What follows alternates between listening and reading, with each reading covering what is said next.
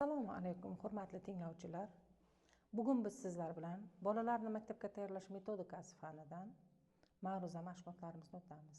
Mavzu: bolalarni maktabga tayyorlash fanida maqsad va vazifalari. Reja. Birinchi rejamiz bolalarni maktabga tayyorlash metodikasi fan sifatida. Ikkinchi rejamiz maktabgacha ta'limning maqsadi. Uchinchi rejamiz bolalarni maktabga tayyorlash metodikasi fanining vazifalari. To'rtinchi rejamiz maktabgacha ta'limning maqsadi va beshinchi rejamiz 6 yoshli bolalarni maktab ta'limiga tayyorlash. Davlat talablari maktabgacha ta'lim tarbiyaning mazmuni. Maktabgacha ta'lim uzluksiz ta'lim tizimining boshlang'ich turi hisoblanadi. Inson uning har tomonlama uyg'un kamol topishi, shaxs manfaatlarini ro'yobga chiqarishning sharoitlari va ta'sirchan mexanizmni yaratish, eskirgan tafakkur va ijtimoiy xulq-atvorning andozalarini o'zgartirish respublikada amalga oshirilayotgan islohotlarning asosiy maqsadi va harakatlantiruvchi kuchidir.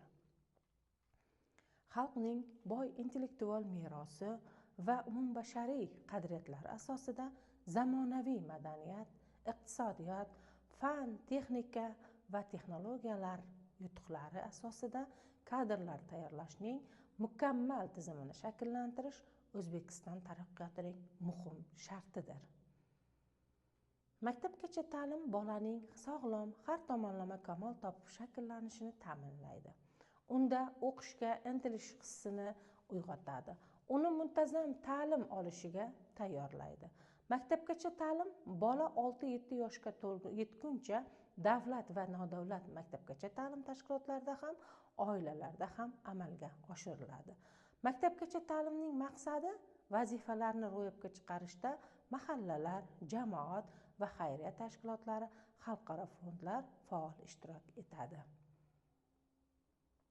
Maktabgacha ta'limni rivojlantirish uchun quyidagi amalga oshirishi lozim bo'lgan ishlarimiz: malakali tarbiyachi va pedagog kadrlarni ustuvor ravishda tayyorlash. Maktabgacha ta'limning samarali psixologik va pedagogik uslublarini izlash va joriy etish. Bolalarni oilada tarbiyalashni tashkiliy, psixologik, pedagogik va uslubiy jihatdan ta'minlash. Zamonaviy o'quv uslubiy qo'llanmalar, texnik vositalar, o'yinchoqlar va o'yinlar yaratish hamda ularni ishlab chiqish.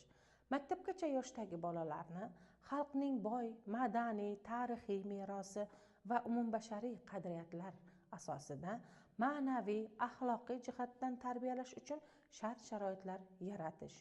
Maktabgacha ta'lim va sog'lomlashtirish tashkilot tarmog'ini qo'llab-quvvatlash va rivojlantirish mexanizmlarini ishlab chiqish kabi vazifalarni maqsad qilib qo'yadi. Maktabgacha ta'lim tashkilotlarining har xil turlari uchun turli variantdagi dasturlarni tanlab olish maktabgacha ta'limning barcha masalalari bo'yicha malakali konsultatsiya xizmat ko'rsatish imkoniyatlarini yaratishdan iboratdir. Bolalarning tafakkurini rivojlantirish, o'zining fikrini mustaqil va erkin ifodalash malakalarini shakllantirish. Maktabgacha ta'lim tashkilotlarini tashkil etish va tugatish qonunga muvofiq amalga oshiriladi. Bolalarning jismoniy va ruhiy sog'lig'ini ta'minlash kadrlarni o'z oldiga qo'ygan maqsad qilib belgilaydi.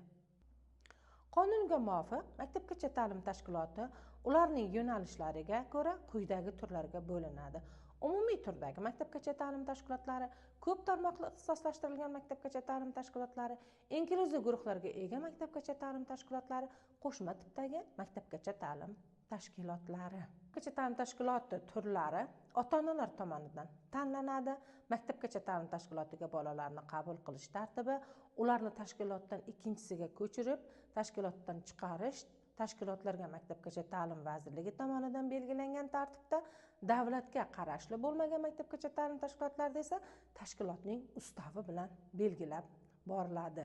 Aqliy va jismoniy rivojlanishda kamchiliklari mavjud bo'lgan bolalar uchun maxsus maktabgacha ta'lim tashkilotlari yoki guruhlar tashkil etish ham maktabgacha ta'lim muassasasi to'g'risidagi nizomda ko'rsatib o'tilgan.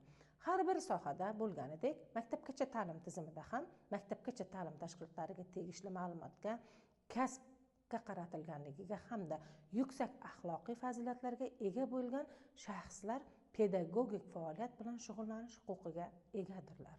Maktabgacha ta'limning vazifalari bolalarni xalqning boy milliy, madaniy, tarixiy merosi va ma'naviy axloqiy an'analari ruhida tarbiyalash, bolalarda milliy vatanparvarlik hislarini shakllantirish, maktabgacha yoshdagi bolalarga bilim olish ehtiyojini o'qishga intilishini, moyilliklarini shakllantirishni, muntazam ravishda ta'lim jarayonida tayyorgarliklarni, bolalarning tafakkurini rivojlantirish, o'zining fikrini mustaqil va erkin ifoda etish malakalarini shakllantirish bolalarning jismoniy va ruhiy sog'lig'ini ta'minlashdan iboratdir.